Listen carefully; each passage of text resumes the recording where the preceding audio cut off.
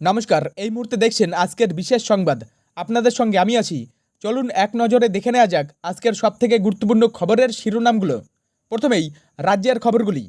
ধর্মতলায় পুলিশের সঙ্গে আইএসএফের ধস্তাধস্তি, গ্রেপ্তার নওশাদ সিদ্দিকী। জনগণের টাকা পুজো অনুদানে কেন, হাইকোর্টে মামলাকারীর সওয়াল। মিড ডে মিলের টাকা তছরুপের অভিযোগ, প্রধান শিক্ষকের বিরুদ্ধে বিক্ষোভ বাঁকুড়ায়। নন্দীগ্রামে নয়া বার্তা দিতে চলেছেন অভিষেক বন্দ্যোপাধ্যায়। মধ্যমগ্রাম বিস্ফোরণ, আত্মহত্যা নাকি হুমকি, তদন্তে এসটিএফ। রাজ্যপালের নামে আর্থিক প্রতারণার বিরুদ্ধে রাজভবনের কড়া সতর্কতা। রাজ্যের মন্ত্রী চন্দ্রনাথ সিনহার বিরুদ্ধে চার্জশিটে অনুমোদন রাজ্যপালের। এবার দেখেনি দেশের গুরুত্বপূর্ণ খবরের শিরোনামগুলো। অপরাধ প্রমাণিত না হলে তদন্তকারী অফিসারের দ্বিগুণ জেল চাই, সংবিধান সংশোধনী বিলে শর্ত অভিষেকের। লোকসভায় বিল পেশ অমিত শাহের, বিরোধীদের কাগজ ছোড়াছুড়ি। আমাদের দিকে কাগজ ছুড়লেন, আক্রমণও করলেন। বিজেপি সাংসদদের বিরুদ্ধে অভিযোগ তৃণমূলের। শুধু বিরোধীরা নয়, বিজেপির শরিকরাও এই বিলে খ্যাচাং ফু হবে। সংবিধান সংশোধনী বিলকে আক্রমণ মহুয়ার। সংবিধান সংশোধনী বিলকে গণতন্ত্র বিরোধী বলে তোপ দাগলেন অভিষেক। প্রধানমন্ত্রী মুখ্যমন্ত্রীদের অপসারণের জন্য বিল আনছে কেন্দ্র, পদ যাবে গ্রেপ্তারের 30 দিনের মাথায়।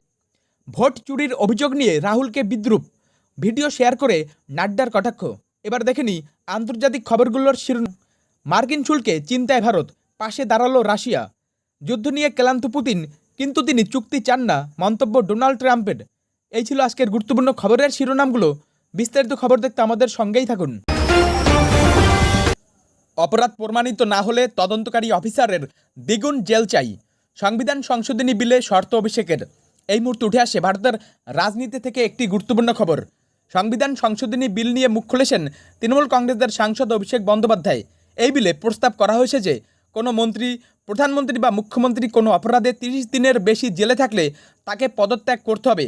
এই বিলের বিরোধিতা করে অভিষেক বন্দ্যোপাধ্যায় বলেছেন যে এটি অভিযুক্তকে আত্মপক্ষ সমর্থনের সুযোগ দেবে না এবং বিচার ব্যবস্থাকে দুর্বল করবে।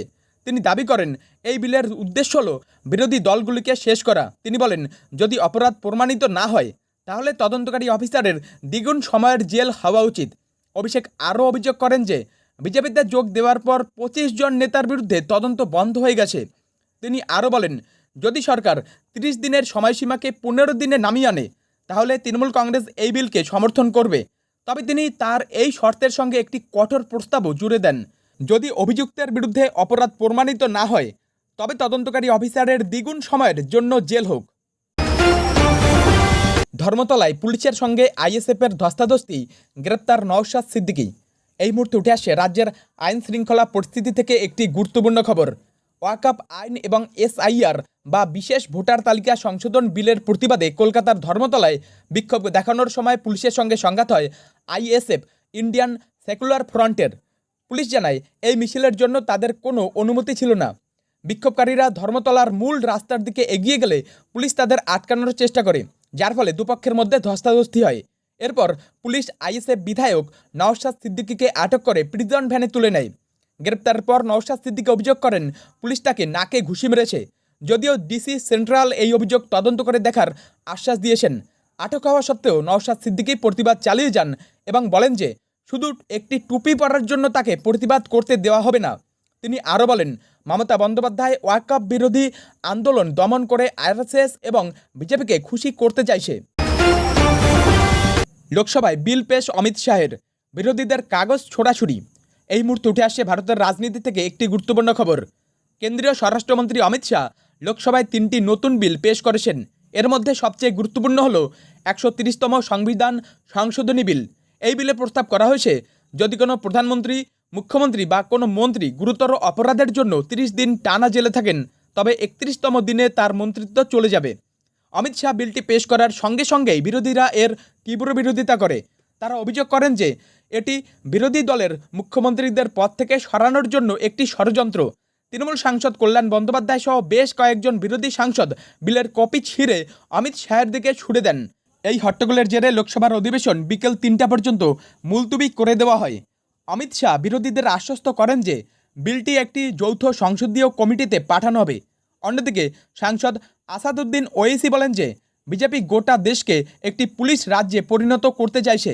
কংগ্রেস সাংসদ প্রিয়াঙ্কা গান্ধীও এই বিলকে অগণতান্ত্রিক এবং জনসাধারণকে প্রতারিত করার একটি দুঃখজনক প্রচেষ্টা বলে উল্লেখ করেন। জনগণের টাকা পুজো অনুদানে কেন? হাইকোর্টে মামলাকারীর সওয়াল। দুর্গাপূজা অনুদান সংক্রান্ত রাজ্য সরকারের সিদ্ধান্তের বিরুদ্ধে কলকাতা হাইকোর্টে আবারও একটি মামলা দায়ের করা হয়েছে। এই মামলায় সরকার কর্তৃক প্রতিটি পুজোকে 1,10,000 টাকা অনুদান দেওয়ার সিদ্ধান্তের বিরোধিতা করা হয়েছে। আইনজীবী শামীম আহমেদ হাইকোর্টের বিচারপতি সুজয় পালের ডিভিশন বেঞ্চে এই মামলার দ্রুত শুনানির আবেদন করেছেন। মামলাকারী এবং তার আইনজীবী সওয়াল করেছেন যে জনগণের টাকা এইভাবে কোনো ধর্মীয় উৎসবে খরচ করা উচিত নয়, কারণ ভারত একটি ধর্মনিরপেক্ষ রাষ্ট্র। উল্লেখ্য, রাজ্য সরকার 2018 সাল থেকে পুজো কমিটিগুলোকে আর্থিক অনুদান দেওয়া শুরু করে এবং তারপর থেকে এই বিষয়টি নিয়ে বিতর্ক চলছে। এর আগেও দুর্গাপুরের এক বাসিন্দা একই বিষয়ে একটি মামলা দায়ের করেছিলেন, যা এখনও বিচারাধীন। আদালত এই বিষয়ে পরবর্তী শুনানির দিন ধার্য করেছে। আমাদের দিকে কাগজ ছুড়লেন, আক্রমণও করলেন। বিজেপি সাংসদদের বিরুদ্ধে অভিযোগ তৃণমূলের। কেন্দ্রীয় স্বরাষ্ট্রমন্ত্রী অমিত শাহ লোকসভায় সংবিধান সংশোধনী বিল পেশ করার পর তৃণমূল কংগ্রেসের দুই সাংসদ মিতালি বাগ এবং শতাব্দী রায় অভিযোগ করেছেন যে বিজেপি সাংসদরা তাদের উপর হামলা করেছেন। ঘটনাটি ঘটে বুধবার, যখন বিরোধীরা বিলের প্রতিবাদ জানাচ্ছিল। মিতালি বাগ দাবি করেন যে বিজেপি সাংসদ কিরেন রিজিজু এবং রাবনীত সিং বিট্টু তাদের দিকে তেড়ে এসে ধাক্কা দেন। তিনি তার হাতে আঘাতের চিহ্নও দেখান। অন্যদিকে বিজেপি সাংসদ সুকান্ত মজুমদার এই অভিযোগ অস্বীকার করেছেন। তিনি বলেন, বিরোধী সাংসদরা কেন্দ্রীয় মন্ত্রীদের দিকে কাগজ ছুড়ছিলেন এবং তৃণমূলের সাংসদ মহুয়া মৈত্র স্বরাষ্ট্রমন্ত্রীকে লক্ষ্য করে কাগজ ছুড়ছিলেন। সুকান্ত মজুমদার দাবি করেন বা বলেন, তৃণমূল শুধু ভিকটিম কার্ড খেলছে এবং মিথ্যা অভিযোগ করছে। মার্কিন শুল্কে চিন্তায় ভারত, পাশে দাঁড়ালো রাশিয়া। রাশিয়া থেকে তেল কেনার জন্য মার্কিন যুক্তরাষ্ট্র ভারতের ওপর যে অতিরিক্ত শুল্ক বা ট্যারিফ আরোপ করেছে তা নিয়ে ভারত যখন চিন্তিত, তখন রাশিয়া ভারতকে সহযোগিতা করার প্রস্তাব দিয়েছে। মার্কিন শুল্ক আরোপের পর ভারতের জন্য আমেরিকার বাজারে পণ্য রপ্তানি করা কঠিন হয়ে পড়েছে। এই পরিস্থিতিতে রাশিয়ার deputy chief of mission Roman Babushkin বলেন, যদি ভারত আমেরিকার বাজারে পণ্য রপ্তানিতে কোনো সমস্যার সম্মুখীন হয়, তবে তারা সেই পণ্য রাশিয়ায় রপ্তানি করতে পারে। রুশ এই কূটনীতিক আরও বলেন, যদি পশ্চিমা বিশ্ব আপনাকে সমালোচনা করে, তাহলে আপনি সঠিক কাজটিই করছেন। তিনি ভারত রাশিয়া সম্পর্কের স্থিতিস্থাপকতার ওপর জোর দেন এবং বলেন যে উভয় দেশের মধ্যে জ্বালানি এবং বাণিজ্য চুক্তিগুলো বাইরের চাপ সত্ত্বেও বজায় থাকবে। মিড ডে মিলের টাকা তছরূপের অভিযোগ, প্রধান শিক্ষকের বিরুদ্ধে বিক্ষোভ বাঁকুড়ায়। এই মুহূর্তে উঠে আসছে রাজ্যের শিক্ষা ব্যবস্থা থেকে একটি গুরুত্বপূর্ণ খবর। বাঁকুড়ার লক্ষণপুর পরমহংস যোগানন্দ বিদ্যাপীঠ স্কুলে মিড ডে মিলের টাকা আত্মসাতের অভিযোগে প্রধান শিক্ষক প্রকাশচন্দ্র পাণ্ডার বিরুদ্ধে বিক্ষোভ দেখিয়েছেন অভিভাবকরা। অভিযোগ করা হয়েছে যে স্কুলে কোনো ম্যানেজিং কমিটি না থাকায় প্রধান শিক্ষক এই সুযোগটি কাজে লাগিয়েছেন। তিনি মিড ডে মিলের জন্য ছাত্রছাত্রীর সংখ্যা বেশি দেখিয়ে বাড়তি টাকা তুলেছেন এবং সেই বাড়তি টাকা তছরূপ করেছেন। অভিভাবকরা আরও অভিযোগ করেন যে মিড ডে মিলের পাশাপাশি সর্বশিক্ষা অভিযান এবং স্কুলের গাছ বিক্রির টাকারও কোনো হিসাব প্রধান শিক্ষক দিতে পারেননি। অন্যদিকে প্রধান শিক্ষক জানান যে বাড়তি টাকা তিনি স্কুলের অনুষ্ঠান এবং সরস্বতী পূজার কাজে ব্যবহার করেছেন, তবে কোনো আত্মসাৎ করেননি। শিক্ষা দপ্তরের পক্ষ থেকে ঘটনার তদন্ত শুরু হয়েছে এবং প্রধান শিক্ষককে দ্রুত হিসাব জমা দেওয়ার নির্দেশ দেওয়া হয়েছে। নন্দীগ্রামে নয়া বার্তা দিতে চলেছেন অভিষেক বন্দ্যোপাধ্যায়। তৃণমূল কংগ্রেসের সর্বভারতীয় সাধারণ সম্পাদক অভিষেক বন্দ্যোপাধ্যায় এবার নন্দীগ্রামে একটি বিশেষ বৈঠক করতে চলেছেন। রাজনৈতিক মহলে এই পদক্ষেপকে অত্যন্ত তাৎপর্যপূর্ণ বলে মনে করা হচ্ছে। জানা গেছে, এই বৈঠকের মূল উদ্দেশ্য হল নন্দীগ্রামের তৃণমূলকে তৃণমূল স্তরে আরও শক্তিশালী করা। অভিষেক দলীয় নেতাদের নির্দেশ দিয়েছেন, এলাকার কমিটি এবং ব্লক কমিটিগুলোকে নতুন করে সাজানো হবে। একই সঙ্গে তিনি দলের মধ্যে থেকে যারা বিজেপির সঙ্গে যোগাযোগ রাখছেন তাদের চিহ্নিত করে ব্যবস্থা নেওয়ার নির্দেশও দিয়েছেন। উল্লেখ্য, 2021 সালের বিধানসভা নির্বাচনে মমতা বন্দ্যোপাধ্যায় এই কেন্দ্র থেকে শুভেন্দু অধিকারীর কাছে পরাজিত হয়েছিলেন। এরপর থেকেই বিজেপি নেতা শুভেন্দু অধিকারী মমতার বর্তমান কেন্দ্র ভবানীপুরে নজর দিয়েছেন। এবার শুভেন্দু অধিকারীর এই কেন্দ্রেই অভিষেক বন্দ্যোপাধ্যায়ের বৈঠক পাল্টা রাজনৈতিক চাপ তৈরি করবে বলে মনে করা হচ্ছে। মধ্যমগ্রাম বিস্ফোরণ, আত্মহত্যা নাকি হুমকি, তদন্তে এসটিএফ। এই মুহূর্তে উঠে আসছে রাজ্যের আইন শৃঙ্খলা পরিস্থিতি থেকে একটি গুরুত্বপূর্ণ খবর। মধ্যমগ্রামে বোমা বিস্ফোরণে এক যুবকের মৃত্যুর ঘটনায় এখন নতুন করে তদন্ত শুরু করেছে এসটিএফ। তদন্তকারীরা জানার চেষ্টা করছেন যে এটি আত্মহত্যা ছিল নাকি কাউকে ভয় দেখানোর উদ্দেশ্য ছিল। জানা গেছে নিহত ওই যুবকের নাম সচ্চিদানন্দ। তিনি উত্তরপ্রদেশের বাসিন্দা। তদন্তে জানা গেছে সচ্চিদানন্দ এক মহিলার সঙ্গে সম্পর্কে ছিলেন, যার স্বামী সম্প্রতি তাদের সম্পর্কের কথা জানতে পেরেছিলেন। এরপর ওই মহিলা সম্পর্ক থেকে বেরিয়ে আসার সিদ্ধান্ত নেন, যা সচ্চিদানন্দকে হতাশ করে তোলে। তিনি 16ই আগস্ট উত্তরপ্রদেশ থেকে মধ্যমগ্রাম আসেন ওই মহিলার সঙ্গে দেখা করতে, কিন্তু মহিলা দেখা করতে রাজি হননি। তারপর সচ্চিদানন্দ একটি উড়ালপুলের নিচে রাত কাটান। তদন্তে আরও জানা গেছে বিস্ফোরকটি একটি ধাতব পাইপ দিয়ে তৈরি আইইডি ছিল। ময়না তদন্তের সময় তার পায়ে সেই পাইপের টুকরো পাওয়া গেছে। এসটিএফ এখন দুটি সম্ভাবনার উপর গুরুত্ব দিচ্ছে, হয় তিনি হতাশা থেকে আত্মহত্যা করেছেন অথবা বোমাটি তৈরির সময় দুর্ঘটনাবশত বিস্ফোরিত হয়েছে। শুধু বিরোধীরা নয়, বিজেপির শরিকরাও এই বিলে খ্যাচাং ফু হবে। সংবিধান সংশোধনী বিলকে আক্রমণ মহুয়ার।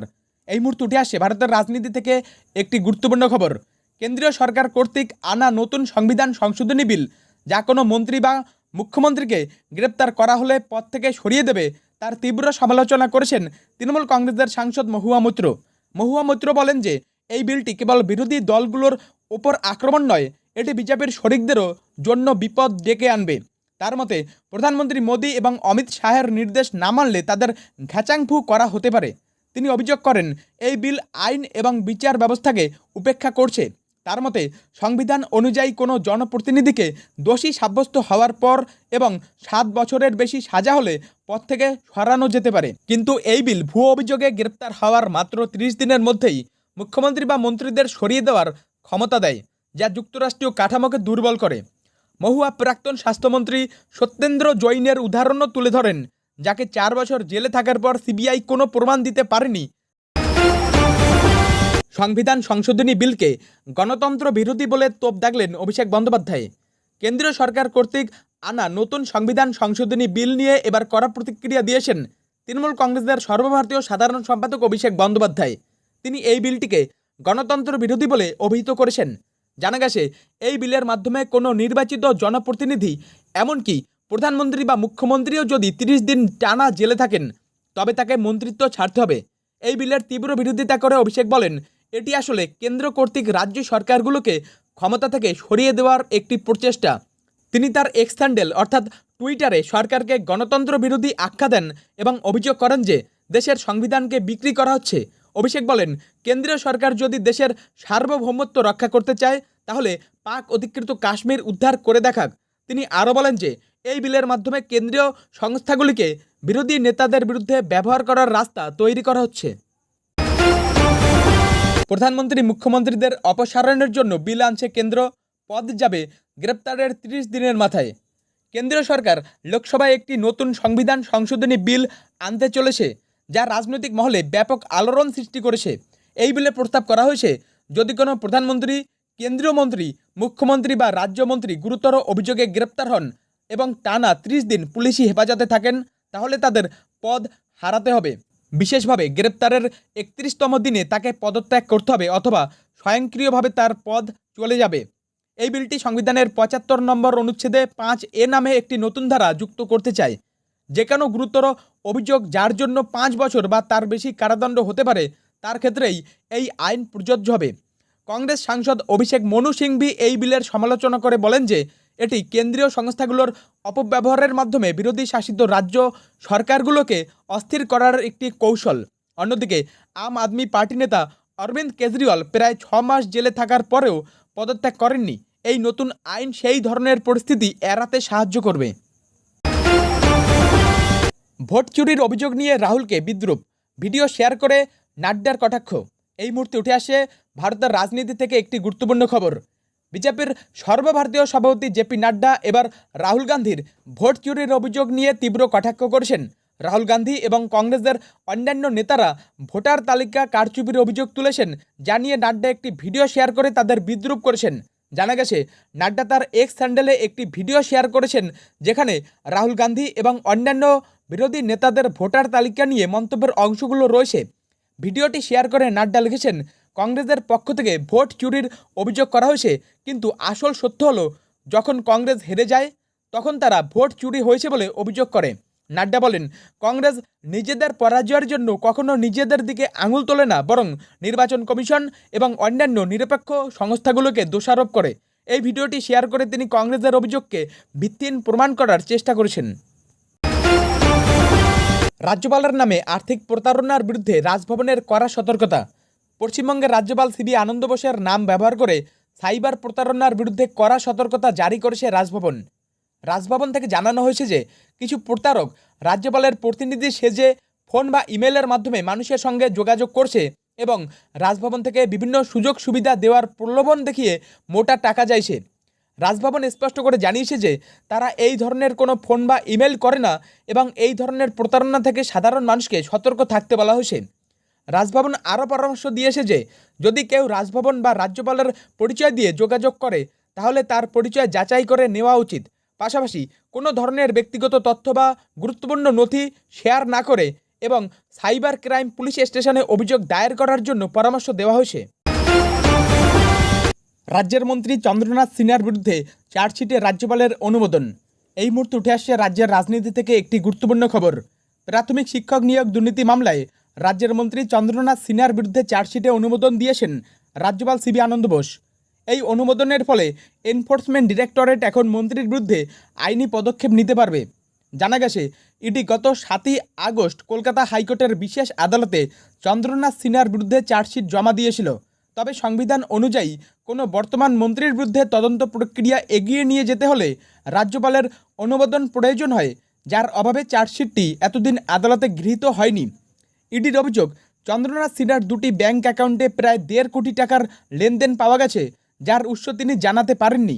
এর আগে তার বাড়ি তল্লাশি চালিয়ে 41 লক্ষ টাকা নগদ উদ্ধার করা হয়েছিল। এই ঘটনার পর আদালত মন্ত্রীকে আগামী 15 দিনের মধ্যে সশরীরে হাজির হওয়ার নির্দেশ দিয়েছে। যুদ্ধ নিয়ে ক্লান্ত পুতিন, কিন্তু তিনি চুক্তি চান না, মন্তব্য ডোনাল্ড ট্রাম্পের। এই মুহূর্তে উঠে আসছে আন্তর্জাতিক খবর থেকে একটি গুরুত্বপূর্ণ বড় খবর। রাশিয়ার প্রেসিডেন্ট ভ্লাদিমির পুতিনের সঙ্গে সাক্ষাতের পর মার্কিন প্রেসিডেন্ট ডোনাল্ড ট্রাম্প বলেছেন যে পুতিন যুদ্ধ নিয়ে ক্লান্ত, কিন্তু তিনি কোনো চুক্তি চান না। ট্রাম্প বিশ্বাস করেন যে পুতিন সংঘাতের অবসান ঘটাতে ইতিবাচক পদক্ষেপ নেবেন এবং আগামী কয়েক সপ্তাহের মধ্যে তাদের মনোভাব স্পষ্ট হয়ে যাবে। ট্রাম্প ইউক্রেনের প্রেসিডেন্ট ভ্লাদিমির জেলেনস্কির সঙ্গে বৈঠকের পর পুতিনের সঙ্গে একটি ফোন কল এবং তারপর দুই নেতার মধ্যে একটি বৈঠকের প্রস্তাব দেন। ট্রাম্প আরও বলেন যে আমেরিকা ইউক্রেনে কোনো সৈন্য পাঠাবে না, তবে ফ্রান্স, জার্মানি এবং ব্রিটেনের মতো দেশগুলি সৈন্য পাঠালে তার কোনো আপত্তি নেই। ট্রাম্প আরও বলেন যে যদি তিনি এই যুদ্ধ থামাতে সফল হন তবে তিনি স্বর্গে যেতে পারবেন।